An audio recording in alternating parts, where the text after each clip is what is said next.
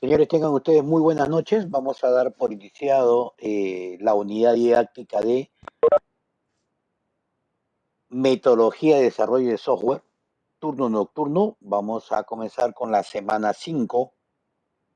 Como ya es costumbre para nosotros, no, está con la semana anterior, no te preocupes, por favor. Ya saben que todavía tenemos un lunes pendiente, que es el 30. Ojo, ya, por si acaso. Y como ya es costumbre, vamos a comenzar pasando lista. Comiencen.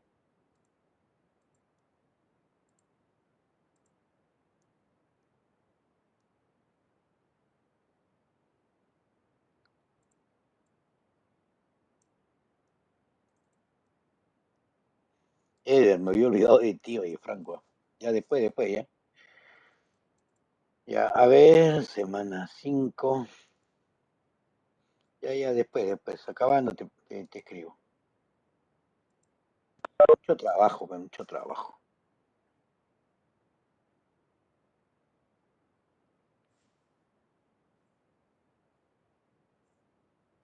Hoy ya vamos a arrancar, en realidad, ¿no? Con la parte de las metodologías. ¿Correcto? Ya hemos visto parte de lo que es la ingeniería del software, ¿correcto? Cómo funciona desde el punto de vista teórico, obviamente.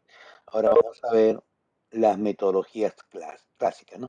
Las metodologías se dividen en dos, como habíamos dicho inicialmente, las metodologías clásicas o tradicionales y las metodologías ágiles o blandas. Las metodologías clásicas, también llamadas, bueno, mal dichas metodologías duras, son las primeras metodologías que se iniciaron para el desarrollo del software, ¿no? O sea, antiguamente, antes de que, digamos, empiecen a aparecer estos estándares, estos paradigmas, ¿no? Se trata de estandarizar estas primeras metodologías, ¿no? Eh, Obviamente, lo que se buscaba era de que se lleve un concepto exacto de cómo era programar. Como hemos venido comentando, es fácil poder desarrollar un software sin utilizar metodologías. Es muy fácil, ¿no? Podemos hacerlo, pero ¿cuál es el problema? El problema es que después, cuando vienen otras personas, otros desarrolladores, ¿no? No van a poder entender estas partes. Y es por eso que se busca de estandarizar, ¿no? Ahora, como le venía diciendo, al inicio el desarrollo de este software era de una forma artesanal, ¿no? Es decir, cada uno realizaba como mejor le parecía el desarrollo de estos software, ¿no? Poco a poco se fueron involucrando entidades con las cuales permitieron de alguna otra forma poder estandarizar estas metodologías, ¿no? Estas primeras metodologías. Y obviamente estas tenían que ser adaptadas en el desarrollo del software. Ahora, las metodologías de desarrollo de software tradicionales, ¿no? Se caracterizan por definir, un ratito que me está llamando el director, un ratito.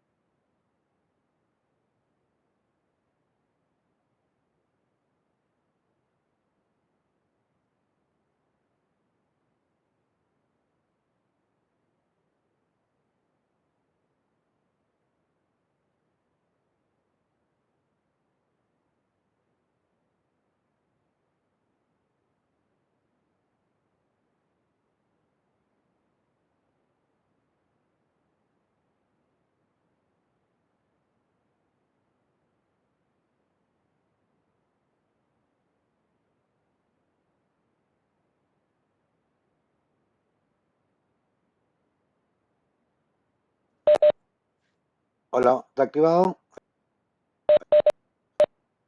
Hola, hola, hola, hola, hola. ¿Me escuchan? Hola, Sí, sí, hola. le escucho, profesor. Ya, ya, listo, Sí, gracias. profesor. Listo, muy amable, gracias. Sí, lo que pasa es que ya comienza la feria. Hay una feria vocacional, hecha por el Ministerio de Trabajo y me han el Olimpo me ha encomendado, los dioses me han encomendado ver esa situación y justo están viendo mi correo. Listo, Ay, continuamos. Dios mío. El Olimpo, porque son los dioses, pues, ¿no? Y uno es plebeyo, uno es. No creo, profe, que usted sea plebeyo. No, sí, sí, recontra plebeyo. Yo soy del pueblo, para el pueblo y hecho por el pueblo. Ya, ya, listo. Continuamos. Eh, las metodologías tradicionales, ¿no? Como dice acá, se caracterizan por definir total y rígidamente los requisitos al inicio de los proyectos de ingeniería de software. Es decir, que necesariamente debemos plantearnos los requisitos. Es obligatorio. Y si los requisitos no están establecidos en su totalidad, entonces vamos a tener problemas, ¿no? Entonces, allí es donde se... Un ratito.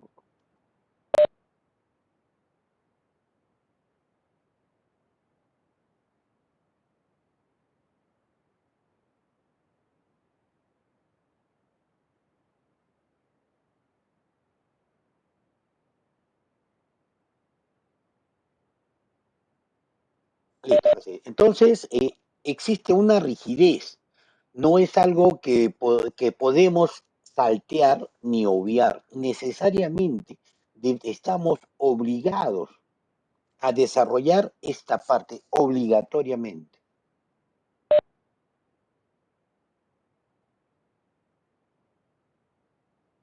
Hola, hola, hola, hola, hola. ¿Me escuchan? Estaba hablando con el micro apagado. Sí, profesor. Ya, estaba hablando con el micro apagado. Ay, Dios. Se escucha, se escucha. Sí, recién ahorita lo acabo de activar porque estaba hablando ya con usted. Ya, bueno, les decía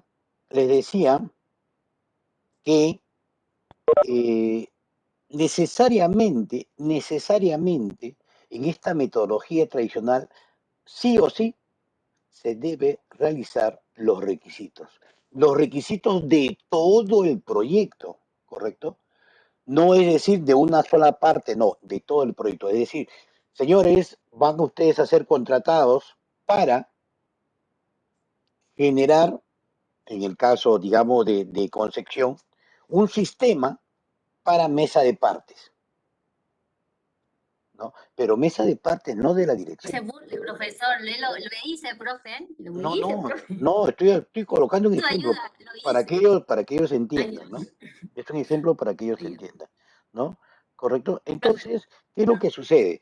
No es mesa de partes solamente para dirección, ¿no? No es mesa de partes solamente para el área académica, no, sino que mesa de partes es para todo el conjunto.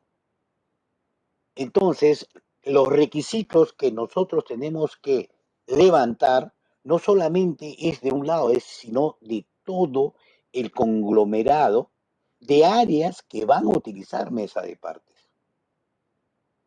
¿No? Mesa de partes recibe solamente... No, no, un momentito, pero de ahí se derivan a distintas áreas. Y las distintas áreas, ¿qué hacen cuando reciben el documento? Entonces, se tiene que levantar información de todas las áreas, ¿no? Entonces, en este caso, por ejemplo, en una metodología tradicional, se tiene que levantar estos requisitos de todas las áreas, no solamente de un lado, sino de todas. Y no podemos pasar al siguiente mientras esto no lo tengamos definido.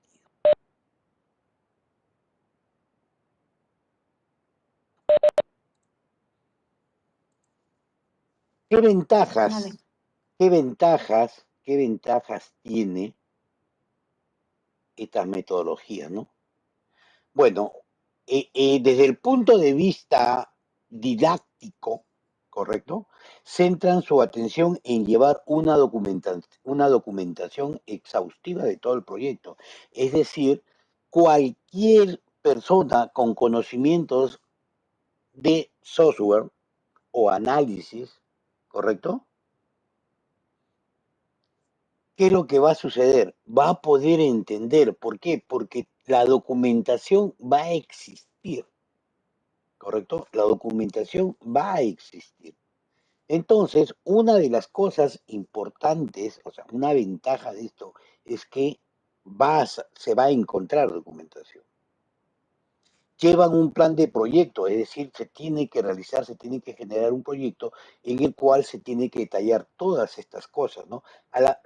También se deben definir cada etapa, ojo, se define cada etapa, es decir, la parte del análisis, la parte del diseño, ¿no? ¿Quiénes son los que están encargados, ojo, no en personas, sino en roles? ¿Correcto?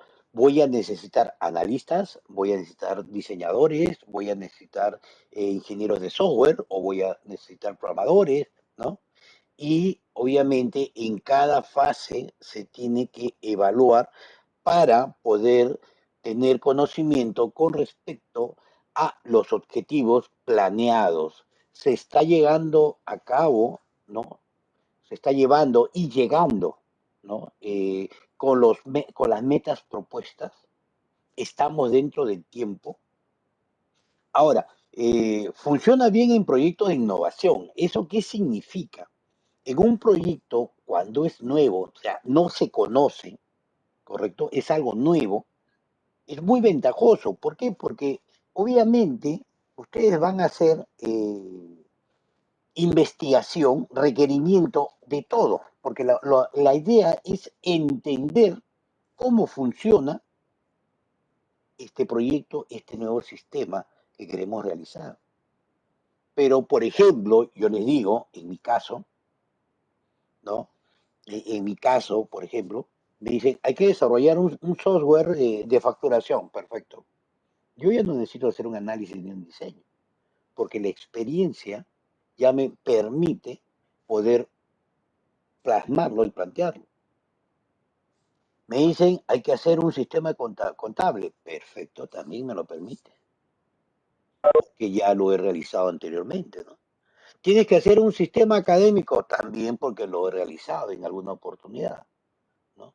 Tienes que hacer un sistema control documentario también porque ya lo he realizado en alguna oportunidad, ¿correcto? Entonces, eso, por ejemplo, ya no utilizaría, porque ya no utilizo yo una metodología tradicional. Porque obviamente yo no voy a hacer análisis, no voy a hacer diseño, ¿no? Yo ya me voy de frente a la implementación, porque ya sé más o menos que en un 95% qué es lo que desea realmente el cliente, ¿no? Pero cuando es un proyecto nuevo, algo que nunca lo he hecho, entonces sí, porque empiezo a recopilar información, empiezo a entrevistar, empiezo a levantar información, hago, ¿no? Entrevistas, encuestas, un focus group, que me permita a mí conocer exactamente cómo funciona este nuevo sistema. Y obviamente, claro está que va a haber un seguimiento detallado en cada una de las fases, ¿no? Como hablamos anteriormente, porque se tienen que ver si es que se cumplen o no los objetivos planeados para cada uno de ellos, ¿no? Por eso ustedes hacíamos nuestro diagrama de Gantt y veíamos los tiempos de qué fecha y cómo iban a estar planificados. ¿Cuáles son las desventajas que existen en una metodología tradicional, clásica o mal dicha dura por ahí, ¿no? Ahí los costos son altos, ¿no? Cuando se quiere implementar un cambio. Es decir, que si yo encuentro, digamos, en la etapa de desarrollo, de codificación, encuentro errores, yo debo regresar netamente al diseño y evaluar qué es lo que ha fallado. Si no es por el diseño, entonces tengo que regresar a la parte del análisis. No es el análisis, lo que pasa es que me dieron mal los requerimientos los usuarios o los actores. Entonces, regresar a todo ese tiempo, imagínense, ¿qué es lo que va a suceder? Se va a ampliar el tiempo. Se van a tener que hacer modificaciones. Y si se hacen modificaciones en el requerimiento, se tienen que hacer modificaciones en el análisis. Y por ende, en el diseño para poder llegar a a la codificación. Entonces, estos tiempos implican personas, herramientas que voy a utilizar, ¿no? Entonces, eso se implementa a un alto costo, ¿correcto?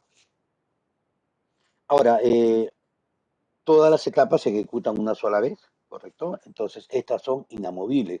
Como le decía anteriormente, ¿no? Si hay que modificar, tengo que regresar y obviamente esto me va a implicar un alto costo, ¿no? El usuario, aquí el usuario o el actor no ve el producto hasta el final. Aquí simplemente el actor participa en la primera parte, ¿no? Participa en la primera parte, en las encuestas, en todas estas cositas, ¿no? Entonces ahí participa el usuario. Se les da cabida. Señores, cuéntame, siéntate acostado, cuéntame. A ver, ¿cómo hacen? Y ellos te empiezan a explicar. Viene otro, vamos a hacer una encuesta, voy a recopilar información solamente en esa parte, porque de ahí hacia adelante ya el usuario no tiene nada que ver, ¿no?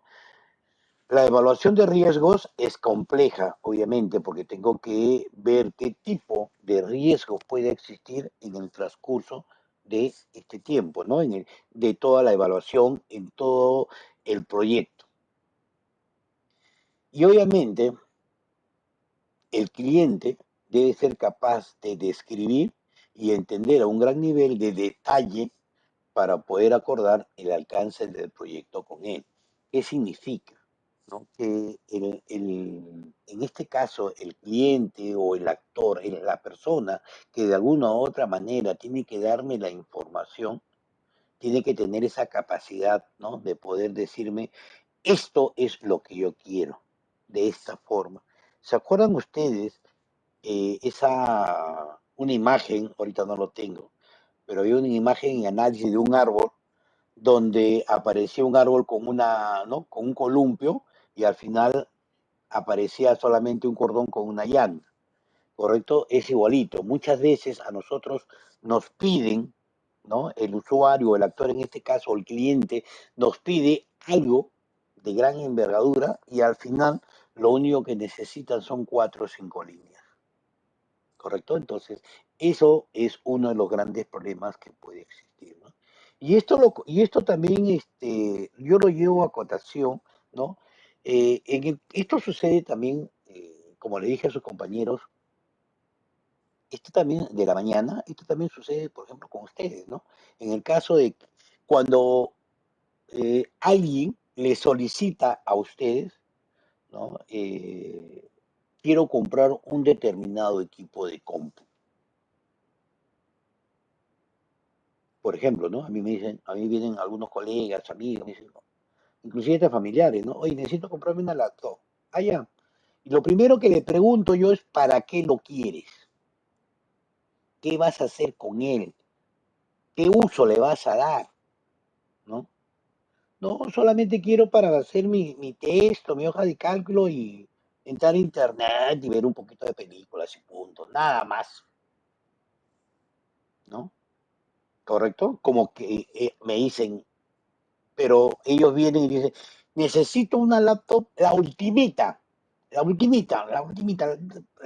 es la ultimita, no? Ah, que cuesta 8.000, 9.000 soles.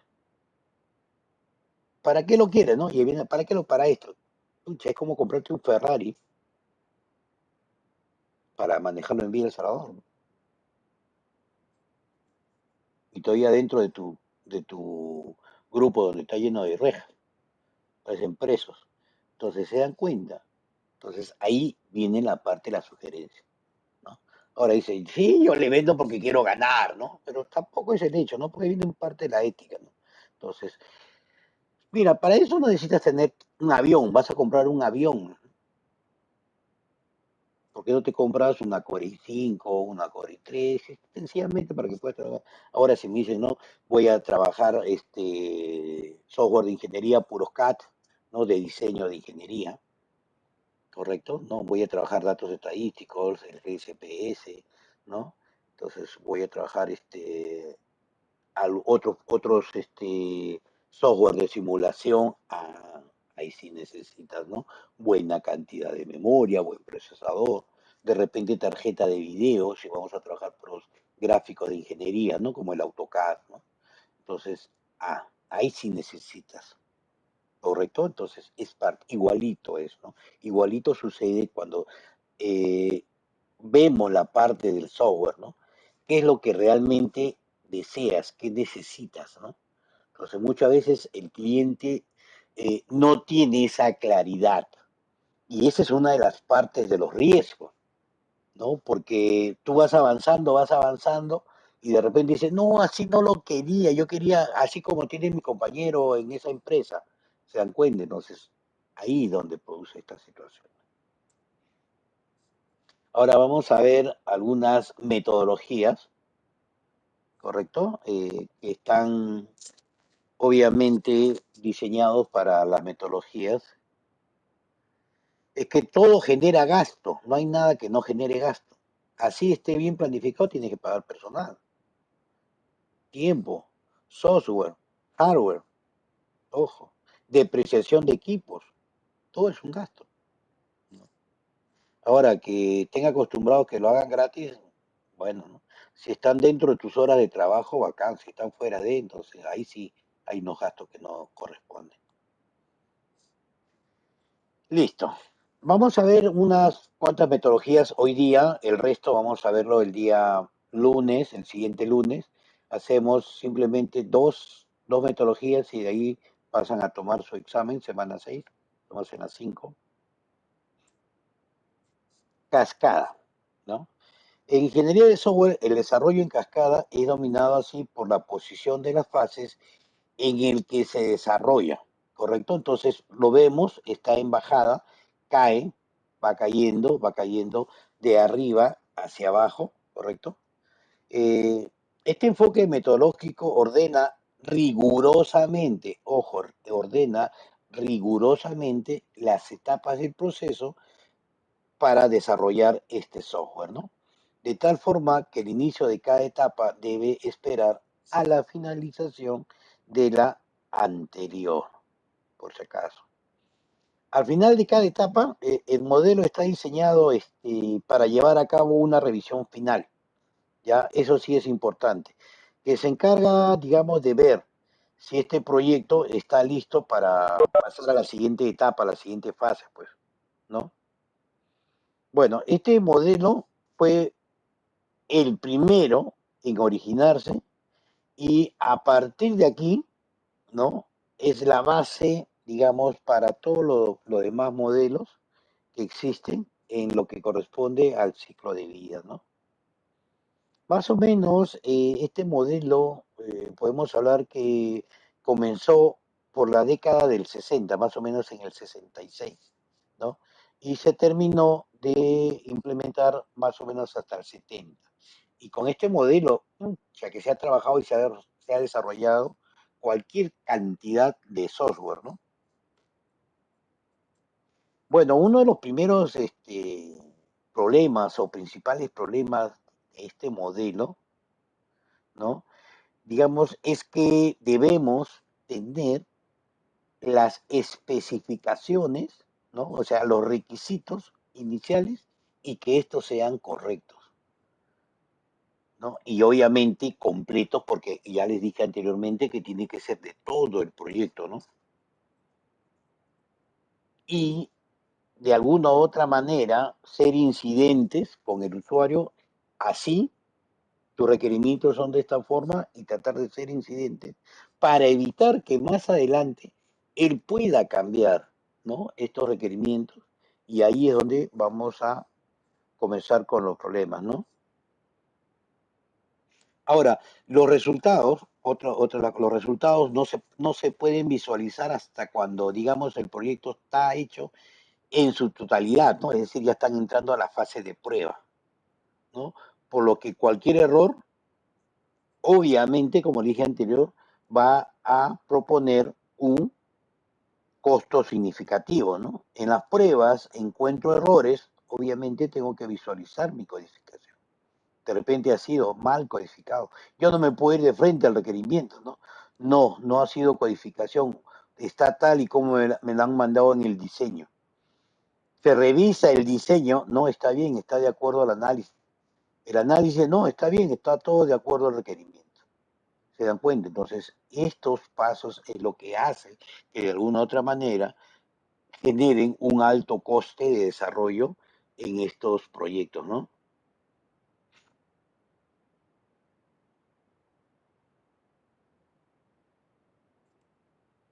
Y como vemos, ahí tenemos este famoso ciclo.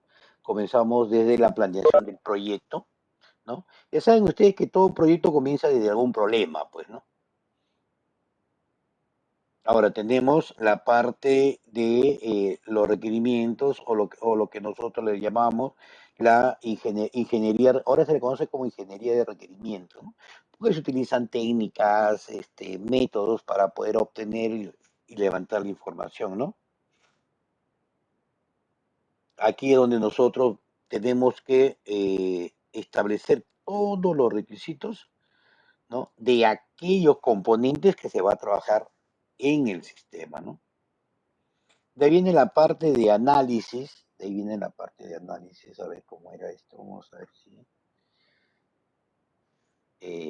sale, viene, ajá, ahora sí no, perdón,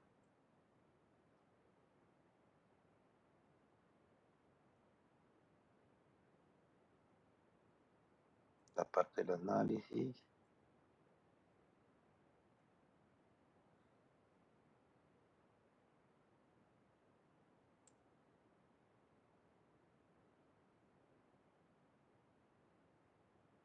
no,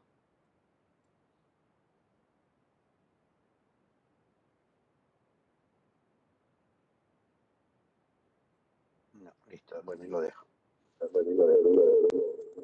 Hola, hola, hola, hola. Profesor, buenas noches. Buenas noches, Felipe, ¿qué pasó? Sí, una consulta, profesor. Dime.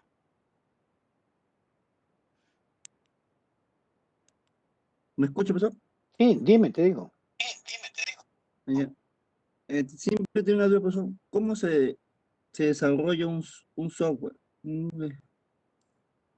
¿Cómo se desarrolla? O sus etapas, ¿cómo se diseña?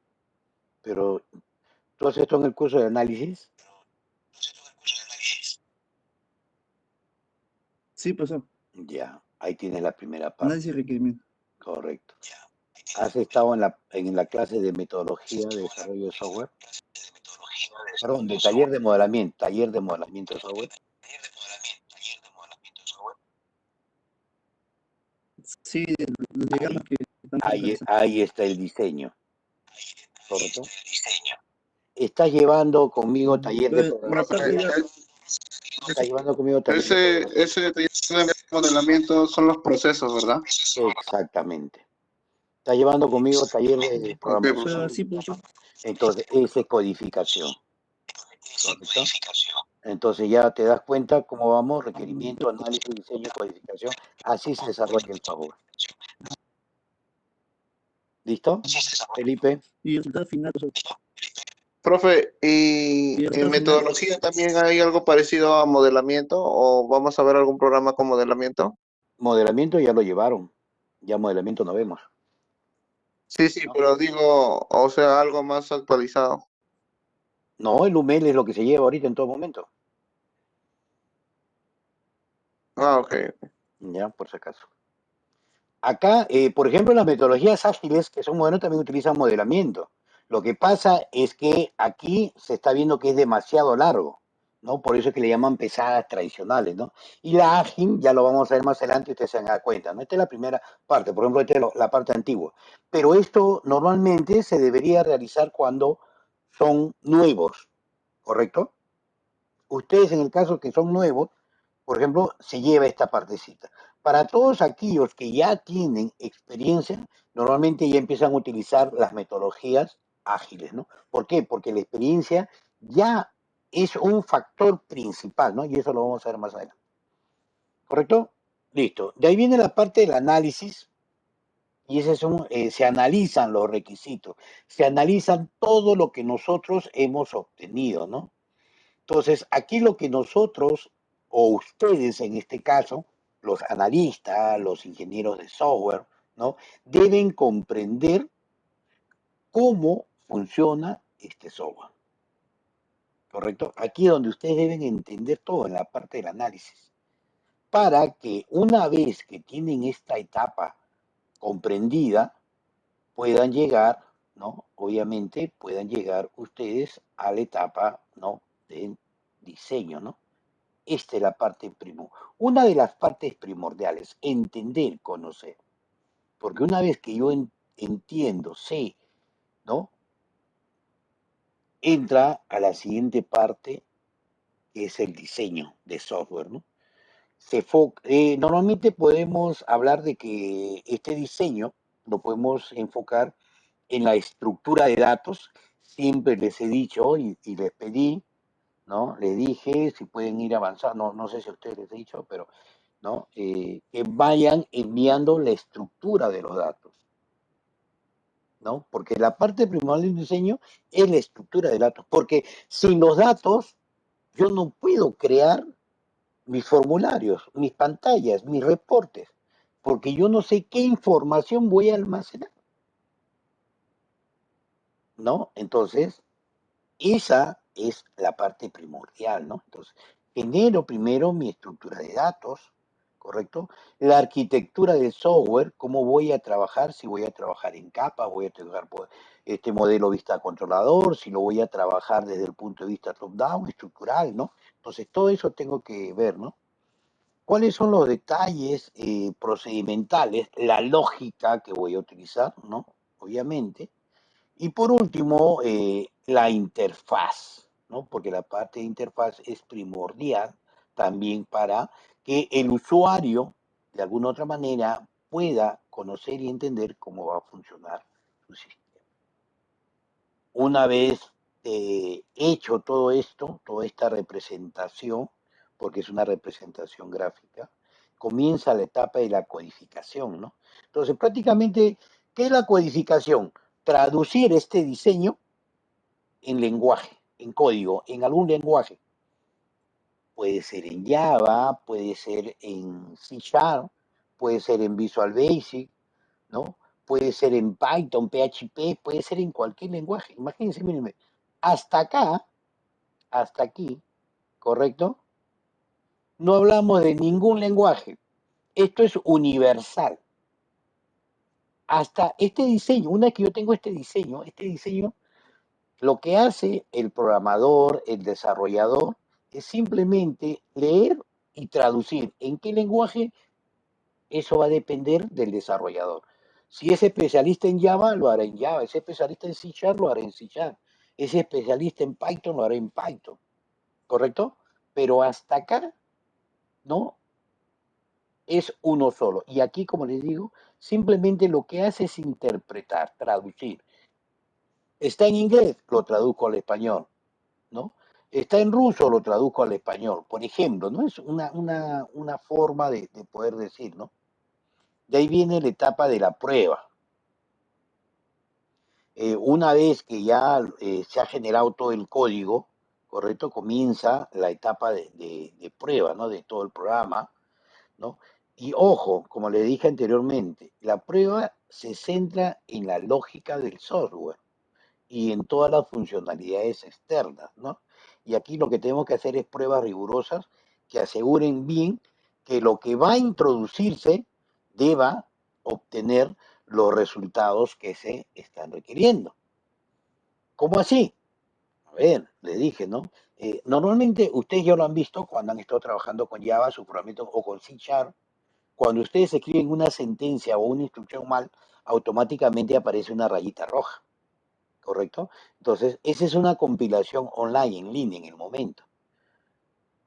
Y una vez que desaparece, entonces podemos decir que el programa está bien. Ojo, desde el punto de vista de código, pero no estamos viendo la lógica, porque la lógica realmente es la que va a enviarme los resultados obtenidos. Como le dije, ¿no? De repente, en vez de sumar, estoy multiplicando, ¿no? O de repente yo digo A es igual a A más B por 3 entre, ¿no? -1, por ejemplo. Vamos a ver que sea una fórmula, ¿no? Profe, pero la computadora entiende. Puede ser que lo entiende, como de repente puede ser que no lo entiende, ¿no? Entonces yo necesito de que esto sea primero la suma y después la multiplicación. Pero si nosotros vemos, primero multiplica, después divide, después suma y resta, ¿no? ¿Correcto? Entonces estamos cometiendo errores más que todo de lógica, ¿no? Y es por eso que nosotros debemos, ¿no? Hacer en la etapa de la prueba, ¿correcto? En la etapa de la prueba debemos verificar, ¿no? Esa lógica interna. Y que realmente que los datos que yo estoy introduciendo deban ser funcionales, ¿no? Igualito como hicimos la vez pasada dentro de taller, empezamos a probar que en este campo solamente tengan que ser números. Y números solamente debe ingresar. En este campo solamente se asignen letras y solamente letras. O que estos campos deben contener información obligatoriamente y como mínimo cierta cantidad de caracteres. Ajá, entonces eso también me permite a mí poder realizar estas pruebas de testeo, ¿no? Porque yo lo que necesito es que, no, y bien claro me decían a mí hace muchísimos años, si el usuario introduce basura, lo que vas a obtener es una basura procesada. Entonces hay que tener bastante, y eso es nuestra etapa, esa es nuestra responsabilidad, ¿correcto? Y ahí viene ya la última parte, que es la implementación, ¿correcto? Digamos, y también la parte del mantenimiento, porque esta parte es primordial dentro de los proyectos, ¿no? Ahora, ¿cuándo se utiliza el mantenimiento? ¿No? A ver, ¿cómo le digo acá? Dentro de los proyectos empresariales, ojo, dentro de una empresa, ¿no? El desarrollo de un software va a significar de que este ciclo de vida llega hasta un momento en que se implementa y se acabó. Cuando yo compro o mando realizar a tercero un software, ¿correcto? Yo le mando a un tercero a realizar un determinado software, mira, yo quiero esto, le doy todos los parámetros, allá, perfecto, señor, le pago, me lo entregó tal como yo quería y se acabó. Ahí ese ciclo de vida se acabó. Pero cuando nosotros trabajamos para una empresa, dentro de una empresa, un departamento de informática, una gerencia de sistemas, oficina de mantenimiento, ¿no? Ahí, por ejemplo, sí existe una etapa de mantenimiento. ¿Qué significa esta etapa de mantenimiento? Por ejemplo, yo le puedo dar un caso. Comenzamos con los requerimientos, por ejemplo, ¿no? Entramos a los requerimientos y dentro de estos requerimientos, ya saben ustedes que tenemos que ver un límite, ¿no? Es para esta área que involucra esta pequeña área. Perfecto. ¿Correcto? Ajá. Listo.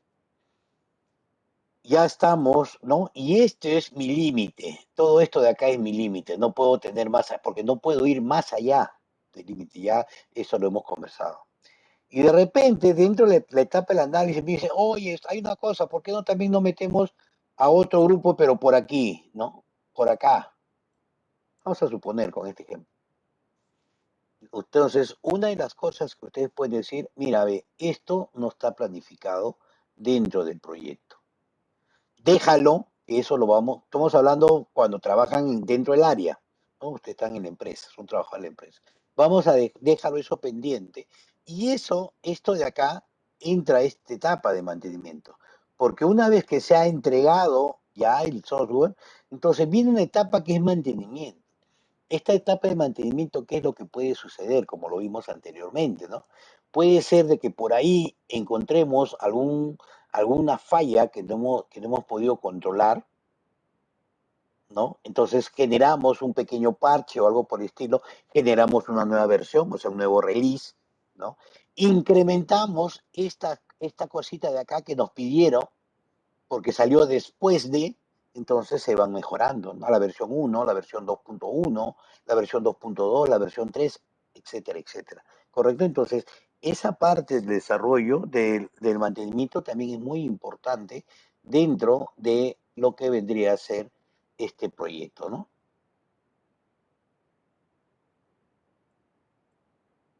Aquí está, igualito acá lo tengo, bueno, acá estaba, me había olvidado. ¿No? El análisis, el requisito, el diseño, la codificación, la prueba y el mantenimiento.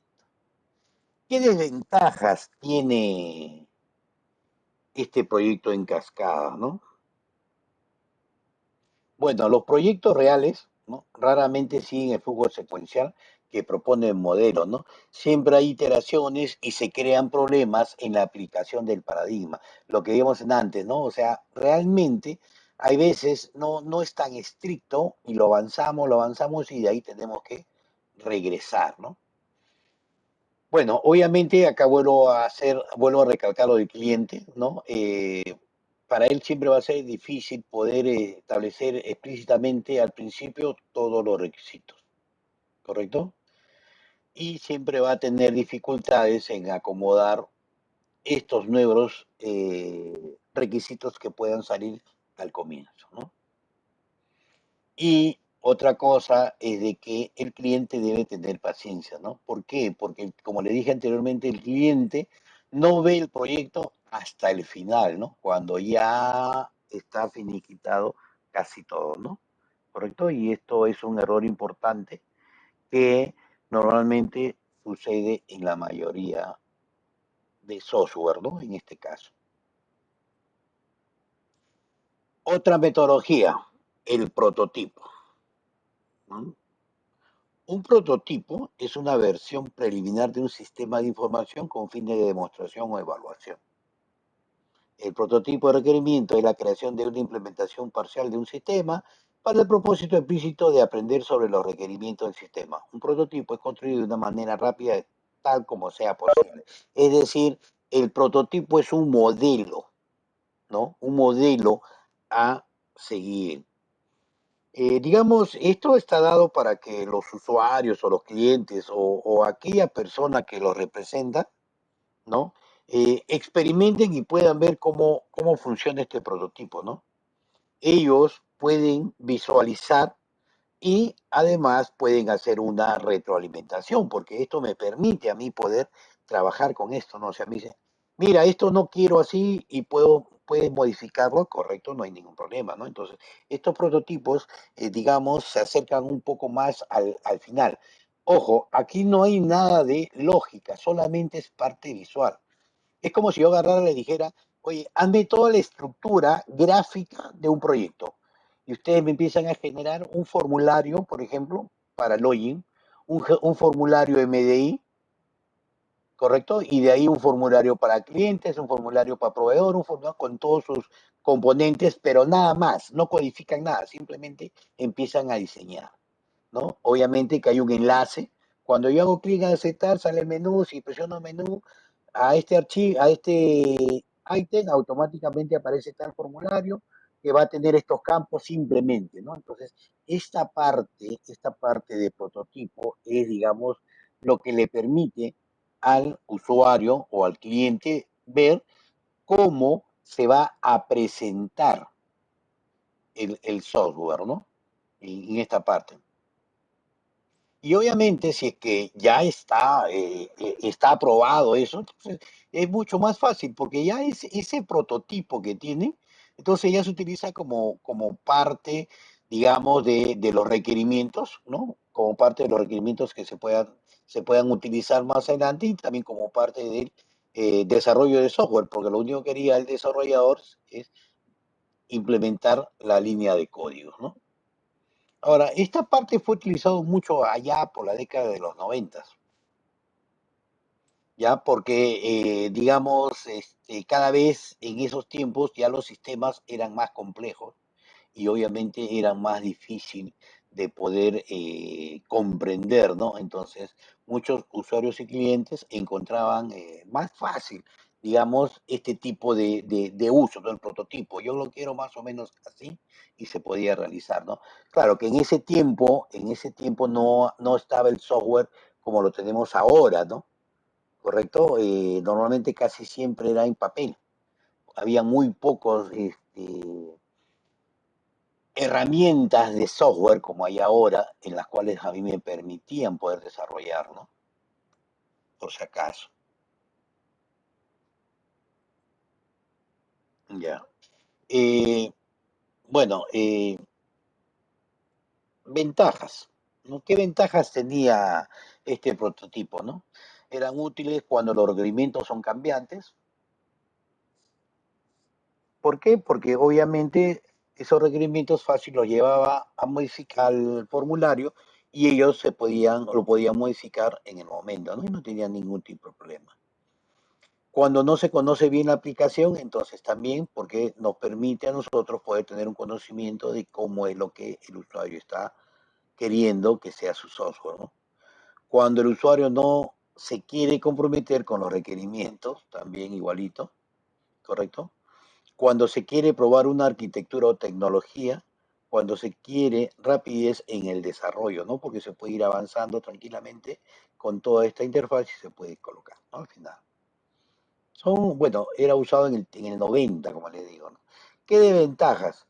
No se conoce cuándo se tendrá un producto aceptable. ¿Por qué? Como es cambiante, a cada rato lo para cambiando, el usuario normalmente o el cliente. No, ponle esto para acá, súbelo más arriba, bájalo. Entonces, ese era uno de los grandes problemas. Por eso es que decían que no deseaban que el usuario se vea involucrado, ¿no? Porque muchas veces el usuario es bien cambiante, ¿no? Estamos hablando de esos tiempos. No se sabe cuántas iteraciones serán necesarias, es decir, ¿no? Cuántas veces vamos a modificar. Da una falsa ilusión al usuario sobre la velocidad del desarrollo.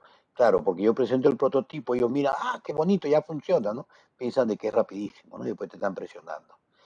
Se puede volver el producto aún y cuando no esté con los estándares, ¿no? O sea, obviamente podemos decir de que ya funciona, le pongo un poco de código y ya está correcto, ¿no? Pero en realidad no está cumpliendo con ninguno de los estándares establecidos. De ahí tenemos otro método, que es el método en espiral, ¿no? Este método, por ejemplo, digamos, toma las ventajas del modelo de desarrollo en cascada, ¿correcto?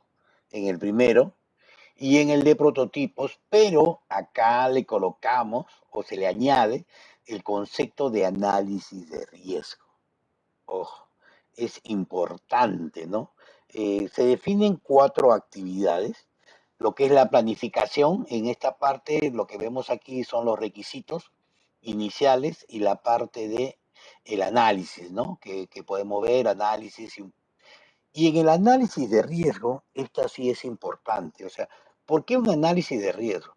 Porque aquí donde nosotros basamos, ¿no? Basamos en que vemos si es que realmente el proyecto va a ser factible o no. Es decir, ¿no? Lo que hablábamos la vez pasada, para la implementación de este software vamos a necesitar determinados tipos de hardware. Vamos a tener que utilizar un pequeño data center que deba tener aire acondicionado con tales tipos de servidores, porque el proyecto obviamente es grande, ¿no?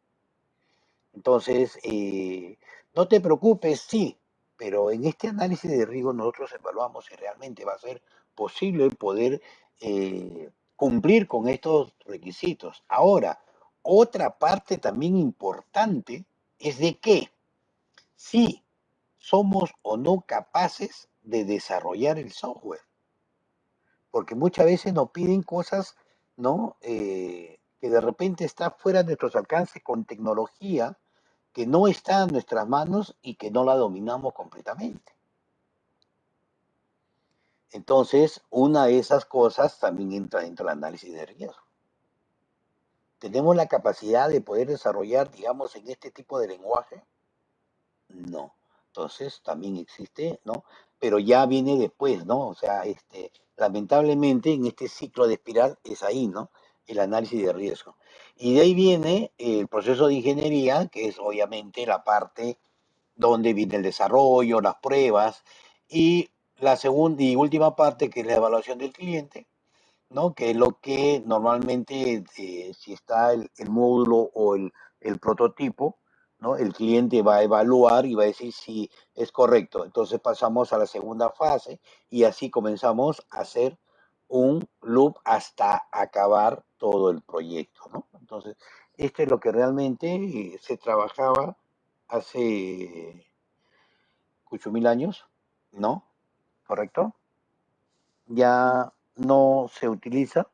En cascada casi siempre es la parte inicial, eso sí se puede seguir utilizando cuando el usuario no tiene el conocimiento, como les digo, y después ya arranca con lo que son las metodologías ágiles, ¿no? ¿Preguntas hasta acá? ¿Alguna duda, por favor?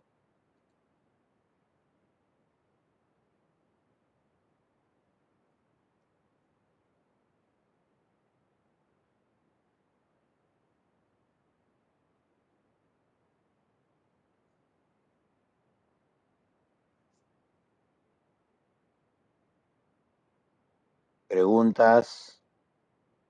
¿Dudas? Sí, profesor, sobre lo que explicó, profesor, de los 4 métodos y el método de cascada que se utiliza más, ¿no, profesor? Claro, el método de cascada. Pero, ¿me puedo explicar un poco más sobre ese método?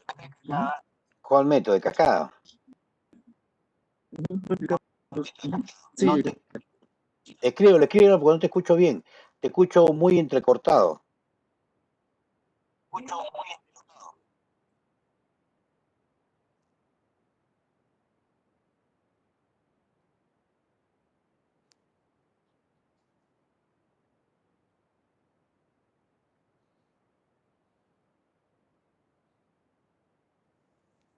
Acuérdense de que el método de cascada, más que todo, lo que habla es referente al ciclo de vida, ¿correcto? Entonces yo puedo utilizar un ciclo de vida en cascada, pero sin necesidad de ser tan riguroso en la documentación. Puedo obviar esa parte, ¿no? Mi método de cascada a mí me permite, me dice, ¿no? Miren, ve, una de las ventajas que tiene que existe una documentación exhaustiva, pero yo puedo obviar porque esa documentación es muy tediosa, es muy pesada, ¿correcto? Si ustedes quieren realizar la documentación, no hay ningún problema, ¿no? Pero voy a utilizar el método de cascada, perfecto, ¿no? Pero si ustedes dicen, no, lo que pasa es que yo quiero utilizar ese ciclo de vida, y ojo, ese ciclo de vida también se utilizan en las metodologías ágiles, y no van a tener ningún tipo de problema, ¿no? Sino que lo que se ve acá es de que buscan de que ya no sea tan riguroso, ¿no? Entonces se les da determinado tipo de prioridad. Ahora, el método de cascada obviamente se inicia como hemos visto nosotros, por eso es que normalmente siempre se utiliza esta parte, ¿no? Que es la etapa de los requerimientos en las cuales nos permite a nosotros poder obtener toda la información concerniente al proyecto que vamos a realizar, que nos permita entender, porque cuando nosotros entendemos, entonces podemos decir que hemos hecho un buen análisis, ¿no? Y la forma como también extraemos toda la información que nos pueda proporcionar el actor o el cliente en este caso, o los usuarios. Ahora, a través de ese entendimiento, como yo lo tengo detallado de alguna u otra manera escrito, ¿no? Porque necesariamente tengo que tener en algún lugar, debo establecer, y eso están en todos lados, ¿no? De repente los requerimientos funcionales y los requerimientos no funcionales. De repente, eso sí como documentación lo debo tener. Y comienza mi etapa de diseño o modelamiento, que es una parte importante y que también se ve en las metodologías ágiles, ¿no? Entonces, ¿cómo modelar esta situación? Pero que no sean, pues, muy rigurosos, ¿no? Entonces, yo voy, de alguna otra manera, modelando y viendo al final cómo va a funcionar mi sistema. De ahí paso a la etapa de codificación, Por ejemplo, a mí me dice que todo el código que he escrito también debo tenerlo en un documento, por ejemplo, ¿no? Pero de repente que no lo quieren, simplemente acá está el software, acá están los fuentes y si es de la empresa, ahí está, ¿no? No hay ningún tipo de problema. Entonces son una de las cositas que, como digo, podemos ir obviando, pero se puede ir trabajando. Entonces esta parte de la codificación sí me permite poder desarrollar el software, ¿no? Utilizar mi lógica, obviamente una lógica que permita la agilidad, ¿no? Muchas veces pensamos nosotros que mientras más código, más línea hay, es mejor. Y en realidad no es así, ¿no? La idea es de que se tenga menos código y que si hay código repetitivo, solamente exista uno y el resto sea reutilizado, ¿no? Haya reutilización del código y hemos visto que uno de los pilares de la programación orientada a objetos, ¿no? ¿Cuál era? ¿Se acuerdan? Pregunta de examen. La reutilización de código, el polimorfismo, correcto. Listo, muy bien, para todo 20. Entonces, esa es una de las ideas dentro de la codificación, ¿no? Trabajar de tal forma de que tenga menos líneas y si necesito utilizar un fragmento de código 4, 5, 10 veces, solamente sea por reutilización y no estar creando un código o un grupo de código para cada tipo de problema, ¿no? De ahí viene la etapa de las pruebas que hemos tenido la oportunidad de ver, ¿no? En el formulario pasado, en las cuales podíamos controlar que lo que realmente nos piden podamos asumir y brindar, ¿no? Porque le digo, lo importante de todo sistema es lo que entra, porque de acuerdo a lo que entra yo voy a poder procesar y obtener toda esa información para brindar información de calidad, que es lo que necesitan nuestros usuarios o los gerentes para alguna toma de decisión que puede existir, ¿no? De ahí viene la implementación, es decir, instalar el software en los lugares en los cuales fueron pues predestinados, ¿no? Ahora me dicen, oye, por si acaso, este software se tiene que trabajar eh, en ¿cómo le digo? En un servidor, ¿no? No, no hay un servidor, mira, en esta maquinita, ¿no? Como vimos la vez pasada, ¿no? Normalmente, casi siempre, este, como te digo, casi siempre se le da a la máquina que no utiliza, ya eso pone como servidor, ¿no? Y como les hablamos anteriormente, ¿no? No va a cumplir realmente con los requisitos. ¿Y qué es lo que va a suceder? Oye, tu programa es muy lento, porque lo primero que van a decir, tu programa es lento. Pero ¿cómo no quieres que sea lento si tu servidor, mira, este servidor, te has comprado un Toyota del año 1920? No seas malo, ¿no? Entonces, desde ahí se está fallando, ¿no? Entonces, toda esa cuestión también se ve dentro de la prueba, dentro de la implementación, ¿no? Perdón, porque la implementación nos dice dónde deben estar y con qué características deben estar cada software, ¿no? Que se va trabajando. Y en la etapa, obviamente, ya de mantenimiento, como les dije, ¿no? Normalmente eso es cuando ya trabajamos dentro de una empresa, ¿no? Y se van actualizando, se van adaptando nuevas versiones del software de acuerdo a la modernidad, de acuerdo, no sé, a algunas características nuevas que puedan existir por problemas internos o de repente por problemas gubernamentales, ¿no? O leyes gubernamentales. Hay que mejorar ya, el RUC ya no va a ser de 11 dígitos, ahora el RUC va a ser de 25 dígitos, por ejemplo, entonces van cambiando. ¿Correcto? Entonces, una de las cositas que se pueden ir trabajando. Ya los DNI no van a ser de 8, van a ser de 11 dígitos, por ejemplo, ¿no? Entonces, se dan cuenta. Entonces, todo eso ya son factores externos, ¿no? Pero para eso existen los mantenimientos. ¿Correcto? ¿Alguna pregunta, Felipe? ¿Está bien?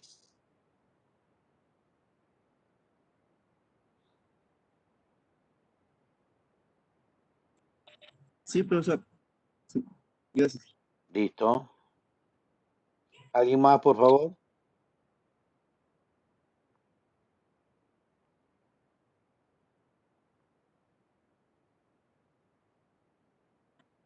O sea, tengo otra duda.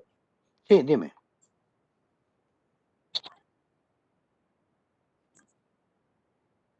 Para crear un software, puede ser también cosa de otra área, también, quizá, no sea tanto de oficina, puede ser el lado de electricidad, el lado de mecánica, Puede ser lado de automotriz. puede ser de cualquier lado. No te preocupes, tú De cualquier desarrollas área. software, o sea, claro, el software es el software está metido en todo. Ahora, lo que tienes que ver es realmente si tienes las herramientas y la capacidad para poder desarrollarlo, ¿no? ¿Correcto? Porque te pueden decir, mira, ve, vas a desarrollar un software para poder simular, por ejemplo, la presión que tienen los motores en cada una de los, ¿cómo se le llama? Válvulas, no sé cómo se le llama, cilindros, por ejemplo, ¿no?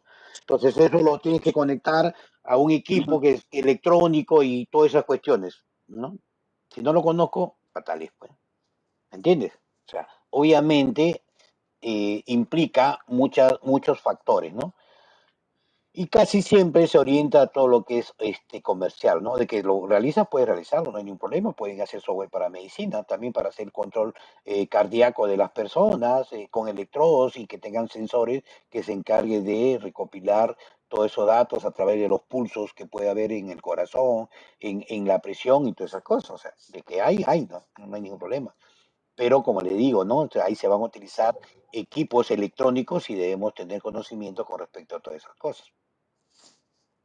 Profesor, ¿y hay software para para trabajar como programas para invidentes? Claro que Porque sí, hay sí, hay sí, algunas sí, empresas que reciben con discapacidad. claro, sí, sí, sí hay, En, sí hay, sí hay, en mi trabajo, por ejemplo, tengo yo un personal que invidente. ya, hay. Hay programas que pueden Claro, usarse a son traductores, servicio normalmente, administrativo. claro, normalmente son, ahí entra la parte de traductor, digamos, verbal, ¿no? Entonces existe un compilador y existe software, simplemente igualito como tienen ustedes en los celulares, ¿cómo se llaman esto que está en el Mac? Morgana. Ya, así como Morgana, así como Ah, sí. Siri, creo que Siri, no sé, ¿no? Entonces eso Y eso, simplemente hablas y ellos si encuentran el software que están pidiendo, lo van trabajando. El Word trabaja también tranquilamente con traductor de voz, ¿no? Existen también teclados para ciegos, ¿no? Que están con braille. Pero obviamente la persona debe conocer braille, pues si no conoce, entonces, ¿cómo le puede dar esa herramienta? profesor, pero yo no soy de braille, igual puedo escribir con los 10 dedos sin ver. Ay, Diosito. Esa es tu Hay personas que práctica, son pues. formadas Estamos hablando de que es son ciego, pero estoy hablando del que es ciego. ¿Cómo puede escribir si no sabe dónde están las letras? claro. Para eso es braille. El braille ellos van a poder identificar y van a saber. ¿Correcto? Tú escribes porque ya estudiaste secretariado y has practicado. Entonces ya sabes dónde están las letras y con tus dedos ya saben a dónde van. Pero si nunca hubieras estudiado, ¿sabes? No sabes. Ya No. pancha. Ese es el Entonces a problema. ella se necesitaría uno nada más que con la voz, igual que Morgana. Un Claro, programa así como de Morgana. así es, así. ¿Correcto? Mm, lo voy a hacer, profe, acuérdese de mí. Listo. Muy bien, muy bien. Tú sí. Pero para eso tienes que quedarte ciega, para que lo hagas. Ah, ya. A ver, ¿alguien más? ¿Alguna otra consulta?